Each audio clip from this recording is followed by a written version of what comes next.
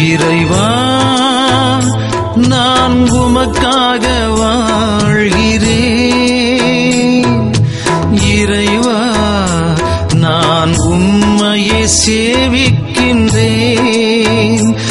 இறைவா நான் உமக்காக வாழ்கிறேன். இறைவா நான் உம்மையே சேவிக்கின்றேன்.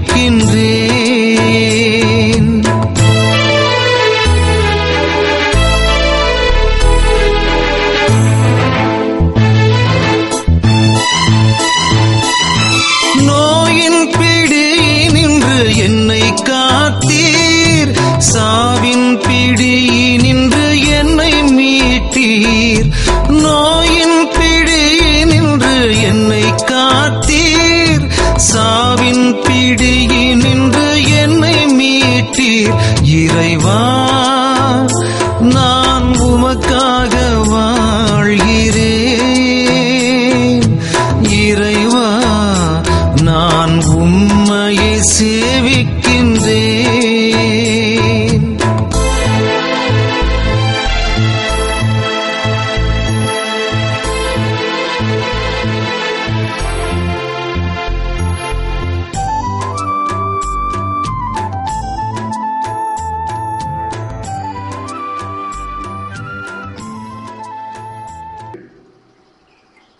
கடவுளால் அங்கிருந்து மீட்கப்பட்டு அவர்களை மீட்ட கடவுள் இப்பொழுது தமது திரு உறைவிடம் நோக்கி வழி நடத்தினாராம். விடுதலை பயணம் 15ஆம் அதிகாரம் 13ஆம் வசனம் வாசிக்க கேட்போமா? நீர் மீட்டுக்கொண்ட மக்களை உம் பேரருளால் வழிநடத்தி சென்றீர். உம் ஆற்றலால் அவர்களை உம் புனித உறைவிடம் நோக்கி வழிநடத்தி சென்றீர். எனக்கு பிரியமானவர்களே, இதுதான் கடவுளுடைய வழிநடத்தல்.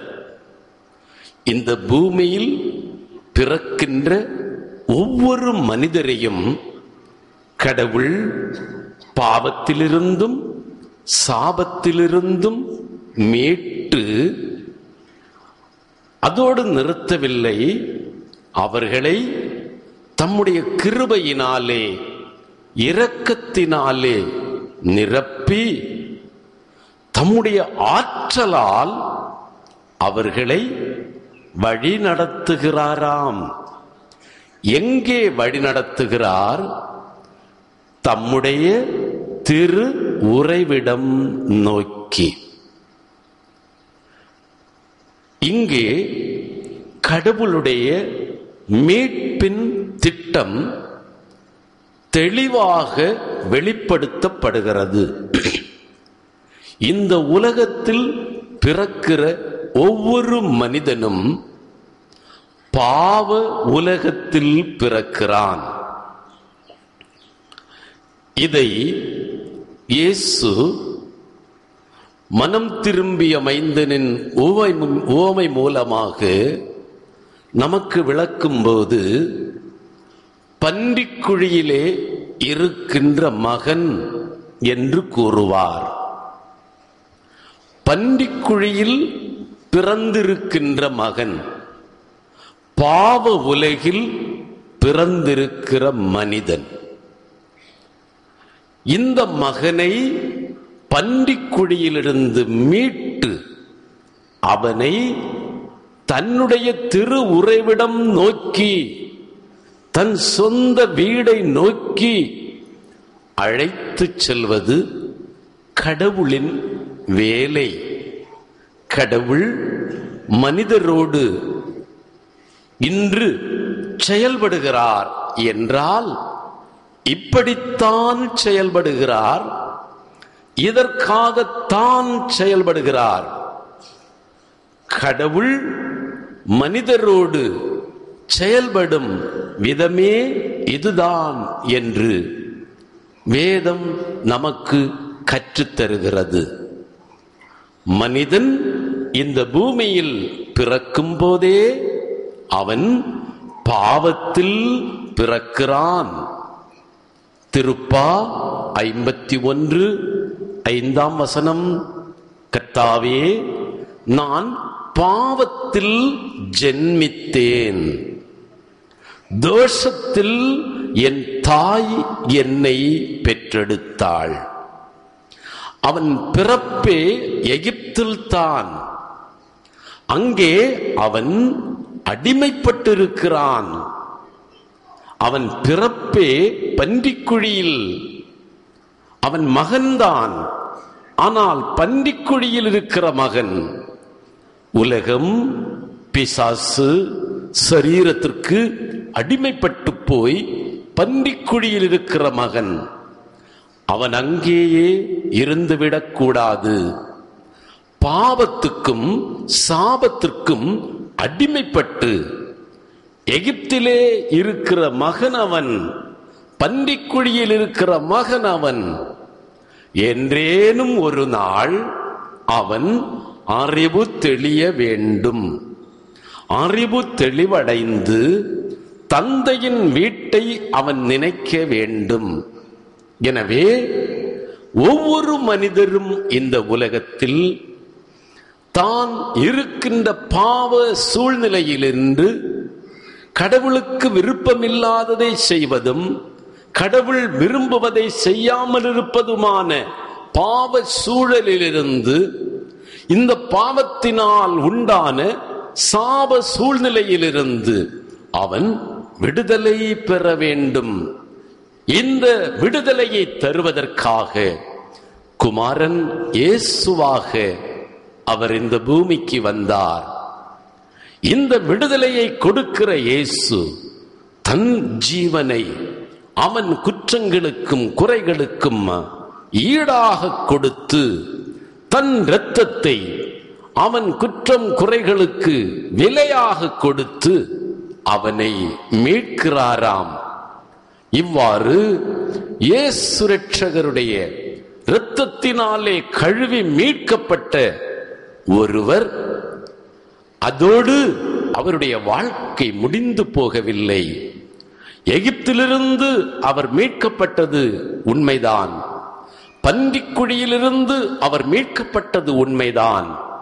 ஆனால் அவர் இனிமேல் கடவுளுடைய கரத்திலே இருப்பவர், கடவுளுடைய பொறுப்பிலே இருப்பவர்.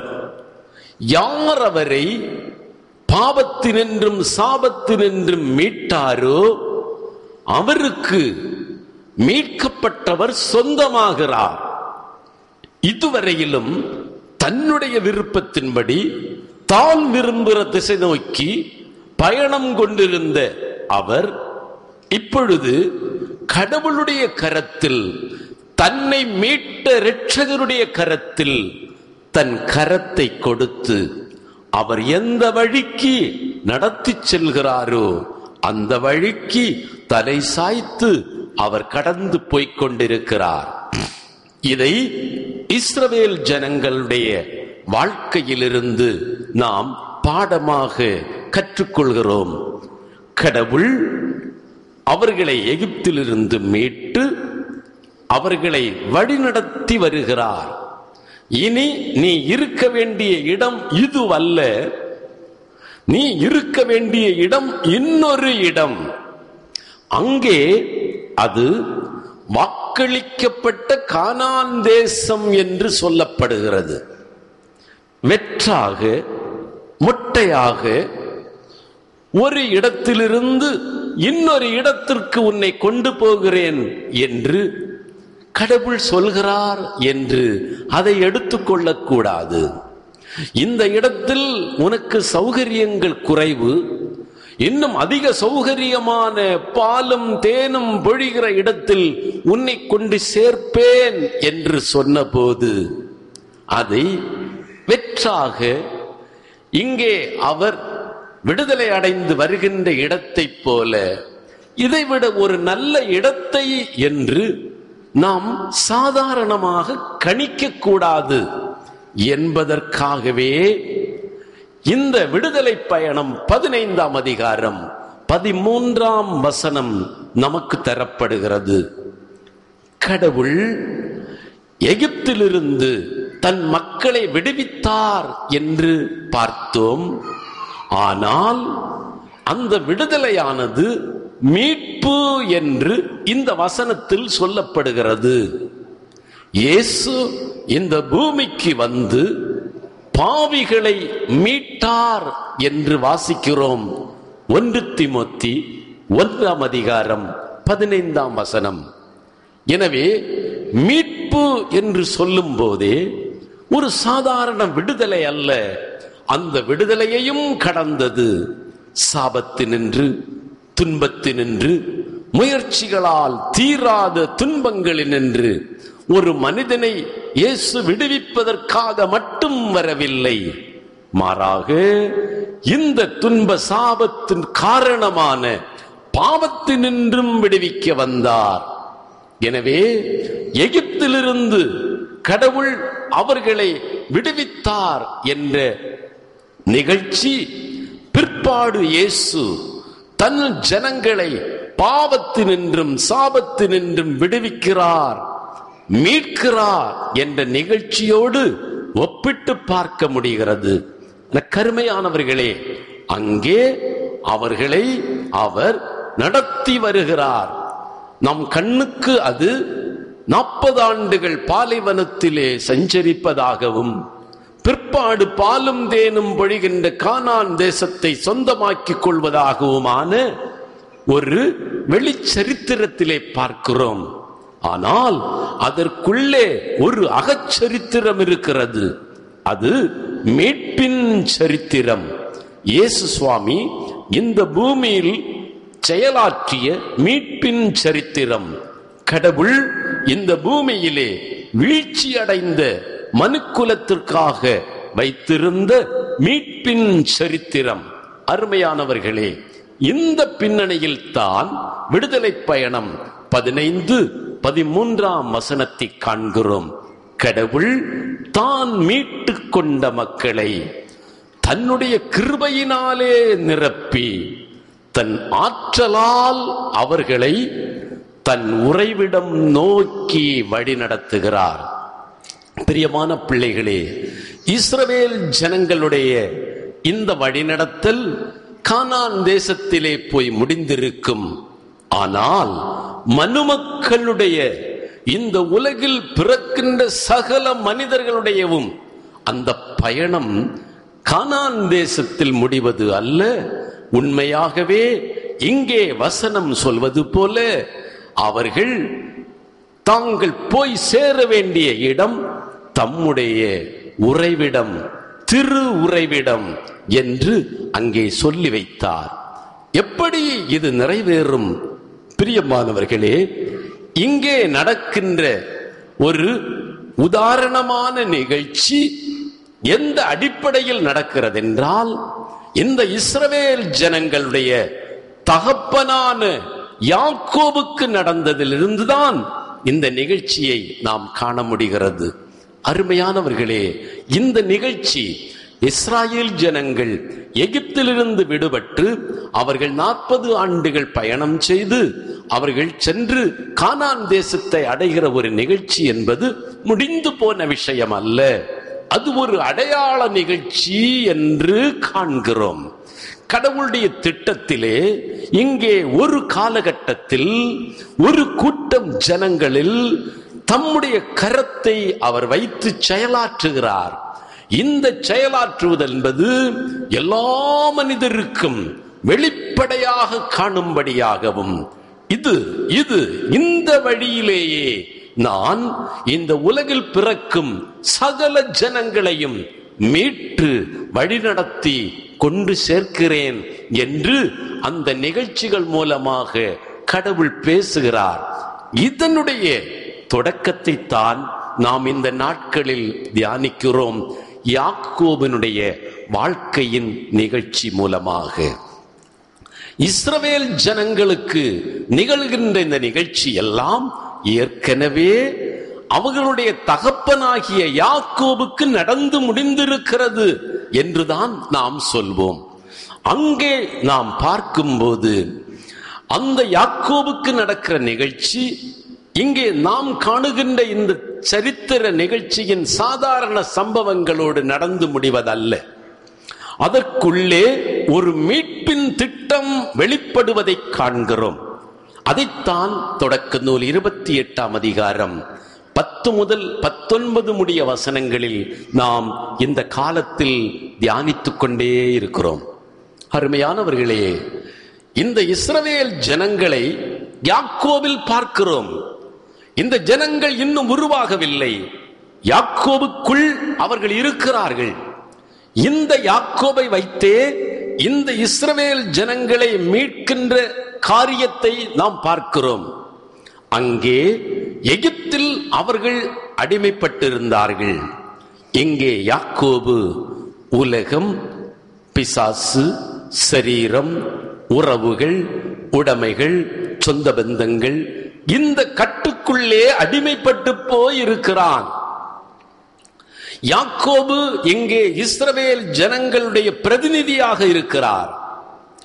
இவரும் இங்கே ஒரு எகிப்தில் அடிமைப்பட்டிருக்கிறார். எந்த எகிப்திலே அவர் அடிமைப்பட்டார்?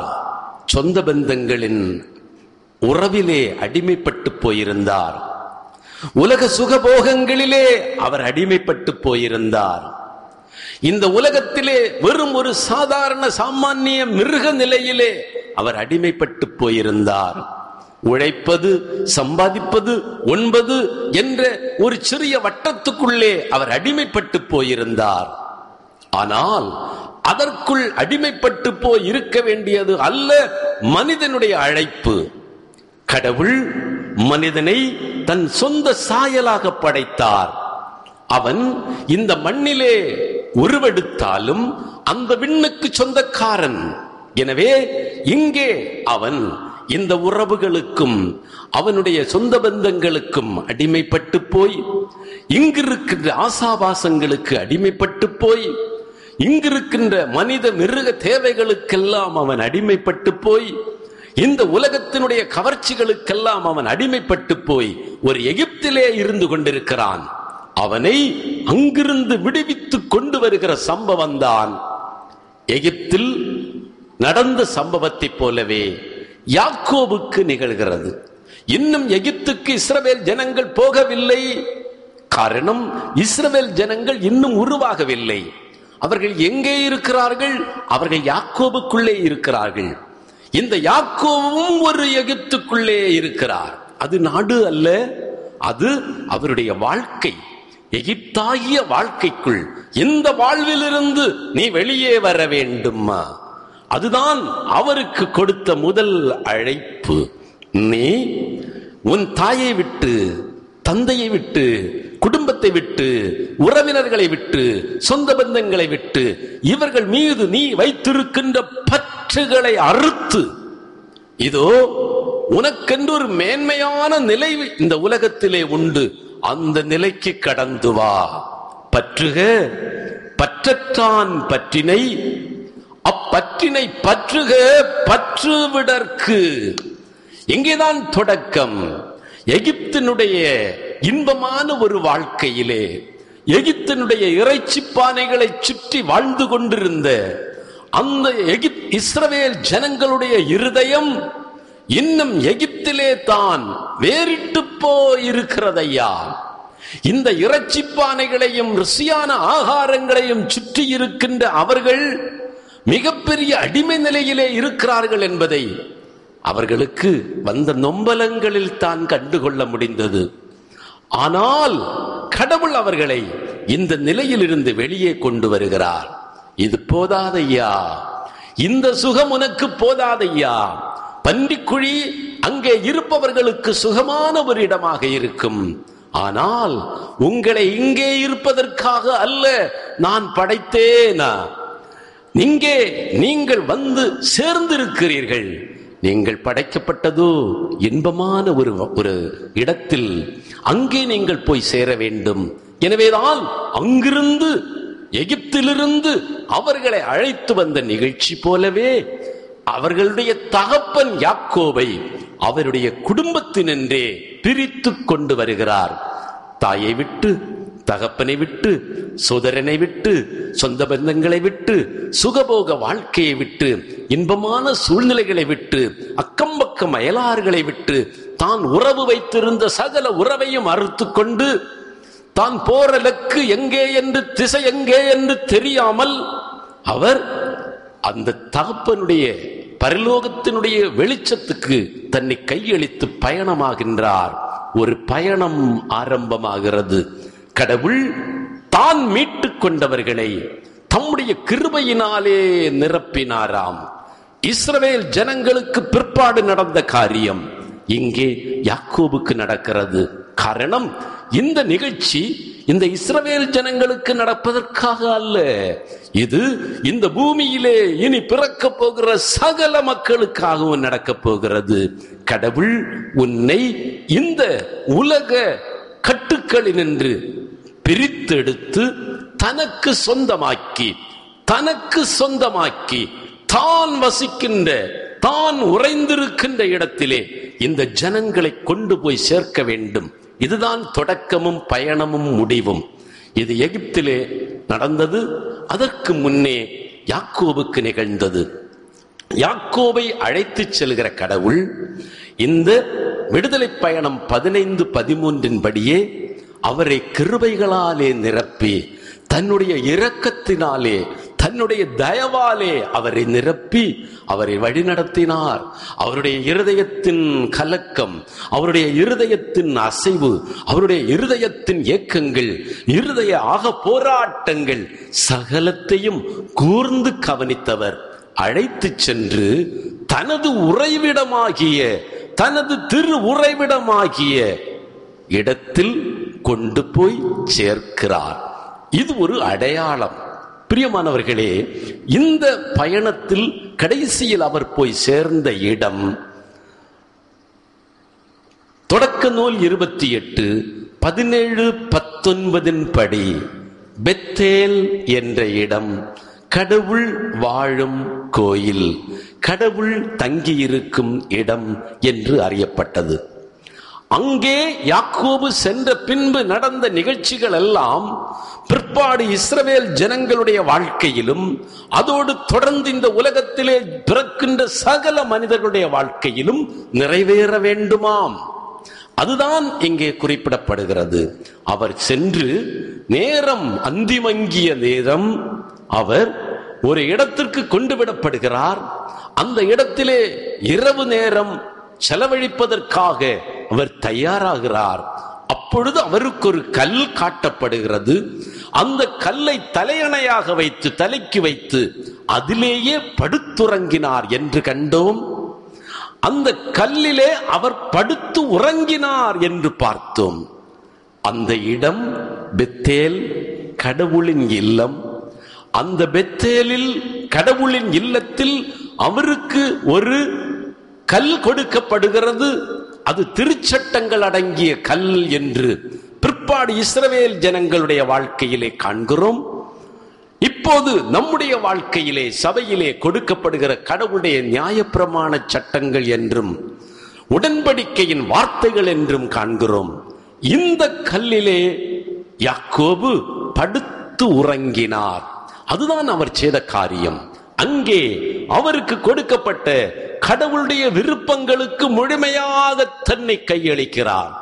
தன்னுடைய விருப்பம் அல்ல, தன் தாய் தகப்பனுடைய விருப்பங்கள் அல்ல, தன்னுடைய ஆசைகள் அல்ல, சகலமும் இனி கர்த்தாவே உம்முடைய விருப்பத்திற்கு என்னை தருகிறேன் என்று சொல்லி அங்கே அந்த கல்லிலே அவர் படுத்துறங்கினாராம். அவருடைய இன்றைய நிலையும் இப்போதைய நிலையும் அவருடைய முந்தைய நிலையும் கணக்கிட்டு பார்க்கும்போது இந்த நிலை ஒரு கரடுமுரடான நிலை. இங்கே இந்த கல்லிலே படுத்துறங்குவது என்பது ஒரு கரடுமுரடான நிலை. இங்கே எந்த சுகமும் அவர் காணவில்லை.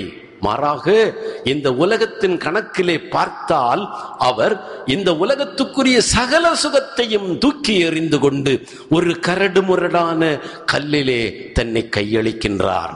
எனக்கு பிரியமான பிள்ளையே, அதுதான் வனாந்தரத்தின் வாழ்க்கை. அதுதான் வனாந்தரத்தின் வாழ்க்கை, ஒரு கரடுமுரடான வாழ்க்கை. நாங்கள் எகிப்திலே இதைவிட அழகான ஒரு சுதந்திரமான வாழ்க்கை வாழ்ந்திருப்போமே, நான் எகிப்திலே இதைவிட மிக சுவையாக உண்டிருப்போமே. அவர்கள் கடவுள், அவர்கள் வயிறே என்று பிற்பாடு பவுல் சொல்வார். அவர்கள் கடவுள், அவர்கள் வயிறே. அவர்கள் தங்கியிருந்த இடம் அவர்களுக்கு சுகமாக இருந்ததாம். அவர்கள் வனாந்தரத்தின் வாழ்க்கையை ஏற்றுக்கொள்ளவில்லை ஐயா. வனாந்தரம் அவர்களுக்கு கசத்ததையா. ஆனால் யாக்கோபுக்கோ அப்படி அல்ல. யாக்கோபினுடைய பிள்ளைகளுக்கு, சந்ததிக்கு பிற்பாடு வனாந்தரம் கசக்கும் என்று உணர்ந்ததாலோ என்னமோ, இங்கே அந்த தகப்பனுக்கோ இந்த கல்லின் கரடுமுரடான நிலை கசக்கவில்லை. அங்கே அயர்ந்து உறங்கினாராம். அருமையானவர்களே, அது வனாந்தரமாக இருந்தாலும் அந்த வனாந்தரத்திலே தெய்வம் இருக்கிறார். என்னை எகிப்திலிருந்து மீட்டு வந்த தெய்வம் அவர் என்னோடு இருக்கிறார் என்பதை அந்த மக்கள் இன்னும் உணரவில்லை. மாறாக இங்கே அவர்களுடைய தகப்பனார் இந்த கல்லிலே சாய்ந்து உறங்கும் போது, தெய்வ சித்தத்துக்கு தன்னை ஒப்படைத்த போது அதில் அயர்ந்து உறங்குகிறார். அங்கே வனாந்தரத்தில் அவர்களுக்கு உறக்கம் வரவில்லை.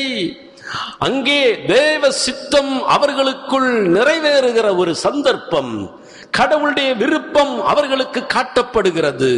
வேதம் சொல்லுகிறது, அவர்கள் நேர்வழியிலே சென்றிருந்தால் ஒரு சில நாட்களிலேயே அவர்கள் கனான் தேசத்தை எட்டி இருக்க முடியும்.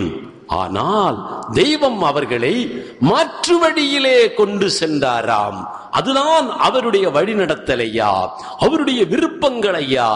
நான் விரும்புகிற வழி நேர்வழியாக இருக்கலாம், ஆனால் இங்கே கடவுள் இஸ்ரவேல் ஜனங்களை நேர்வழியிலே கொண்டு செல்லாமல் தன்னுடைய வழியிலே அவர்களை நடத்தி சென்றார். அந்த வழி வனாந்தர வழியாக இருந்தது. அது உலகத்தின் எல்லா மக்களும் சென்று கொண்டிருந்த பாதையாக அல்லாமல் கடவுள் தான் விரும்பிய வழியிலே, அது மனிதனுக்கோ வனாந்தர வழியாக இருந்தது. அப்படி ஒரு வழியிலே இந்த இஸ்ரவேல் ஜனங்களுடைய தகப்பன் சென்ற போது அந்த வழி அவருக்கு இன்பமான வழியாக இருந்தது. ஏற்றுக்கொண்டாராமா? 13ஆம் வசனம் என்ன சொல்லுகிறது? நீ படுத்திருக்கும் இந்த இடத்தை. ஆமென். கைத்தாளத்தோடு எனக்கு அருமையானவர்களே, அவர் என்ன சொல்லுகிறார்? நீ படுத்திருக்கும் இந்த இடத்தை. அது சற்று சிரமமான விஷயம் ஐயா. இங்கே யார் படுப்பார்?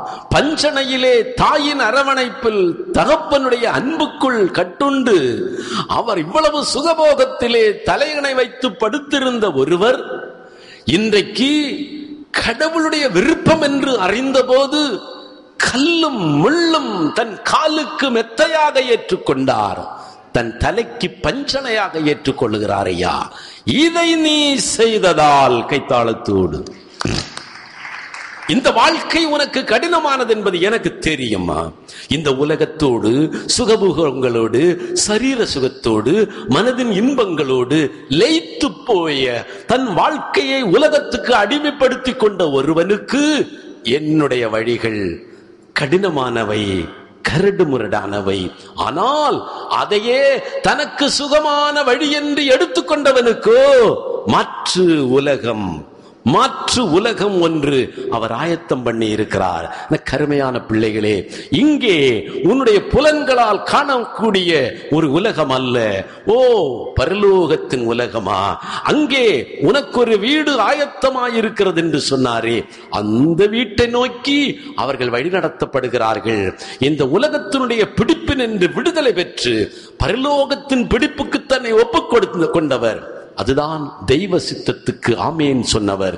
இனிமேல் உம்முடைய விருப்பம் பரலோகத்தில் எப்படி நடைபெறுகிறதோ அப்படி என்னுடைய வாழ்க்கையிலும் நடக்கட்டும். காரணம், நான் இந்த உலகத்துக்கு சொந்தமானவன் அல்ல, பரலோகத்துக்கு சொந்தமானவன். இங்குள்ள விருப்பு வெறுப்புகள் என்னை நடத்துவதற்கெல்லாம் நான் முற்றுப்புள்ளி வைத்து விட்டேன்.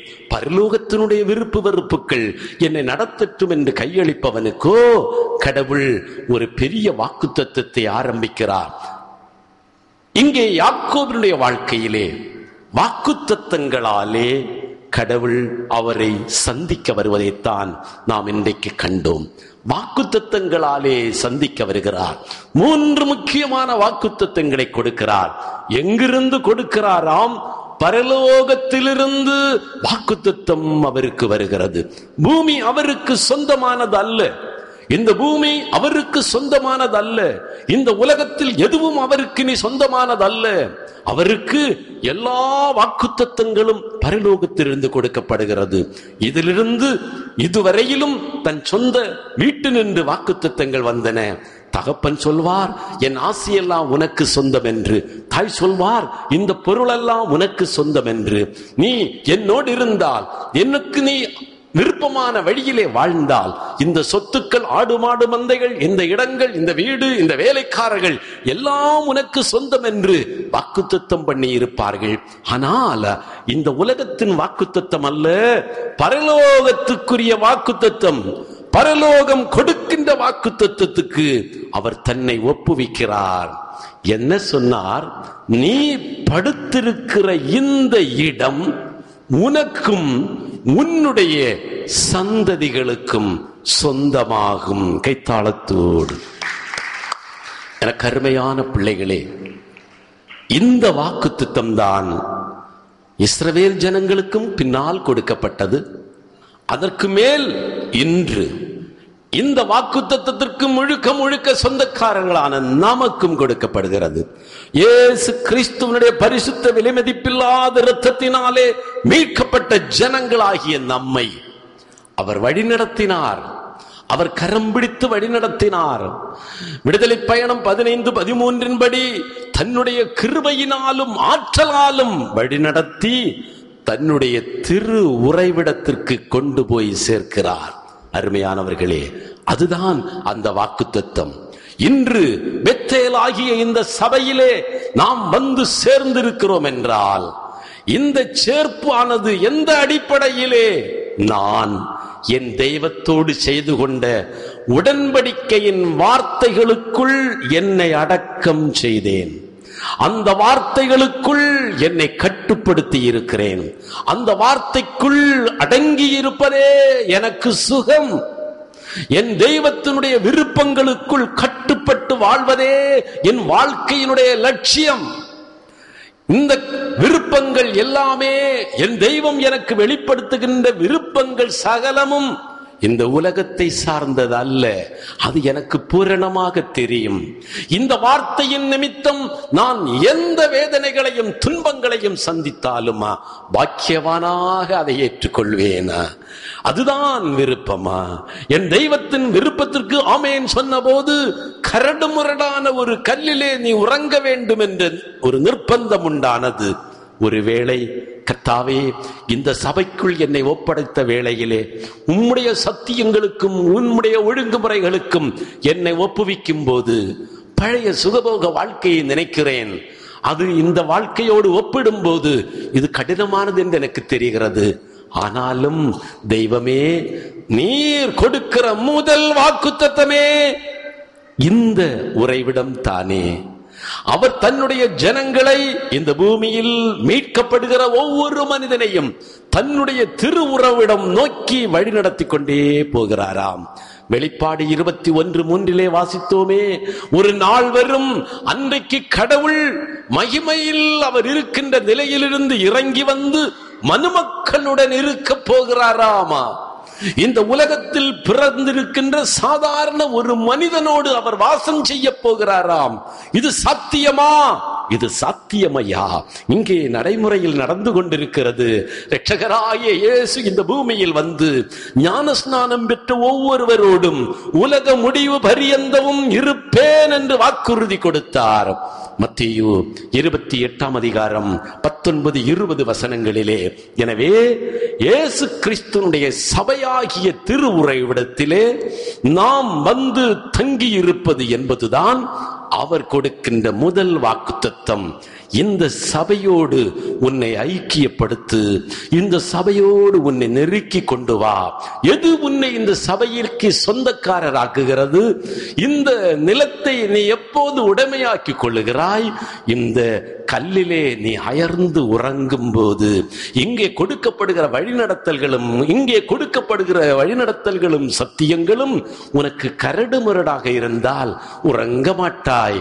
நீ வந்த இடத்தை நினைப்பாய். ஆனால் இந்த இடத்திற்கு முழுமையாக உன்னை ஒப்புவி எனக்கு அருமையான பிள்ளையே. வாக்குத்தத்தங்கள் வர ஆரம்பித்து விட்டன. பரலோகம் உன்னை வழிநடத்த ஆரம்பித்து விட்டது. உனக்காக அல்ல, உன் சந்ததிக்காகவும் தெய்வம் இங்கே வாக்குத்தத்தம் கொடுக்கிறாராமா. ஏதோ கூட்டத்துக்கு போனோம், ஜபித்தோம் என்பதல்ல.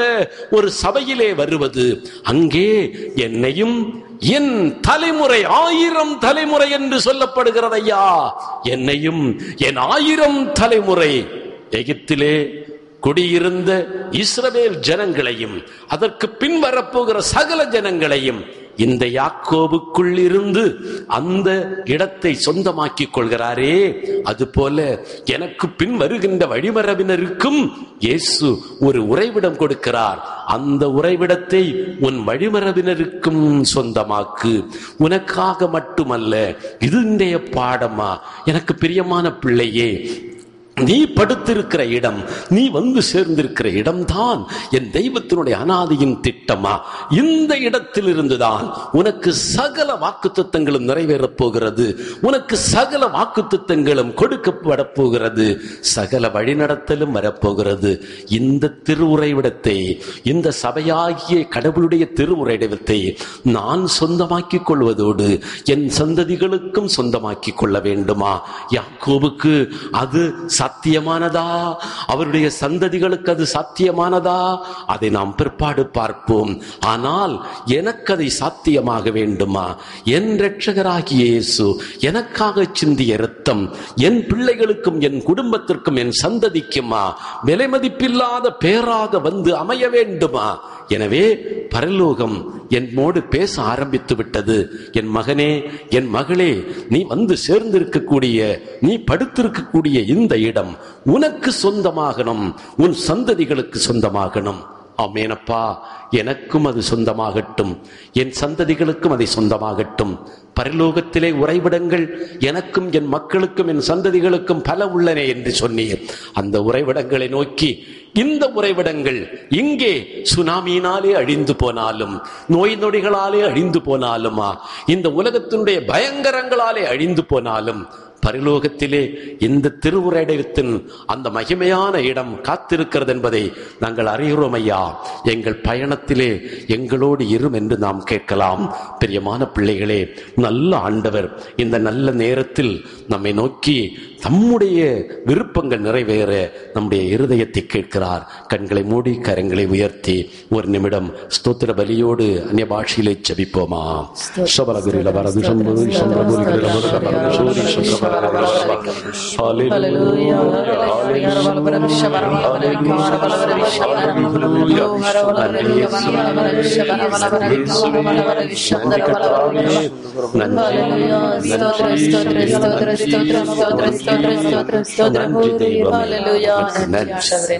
ஆரும் எழுந்து நின்று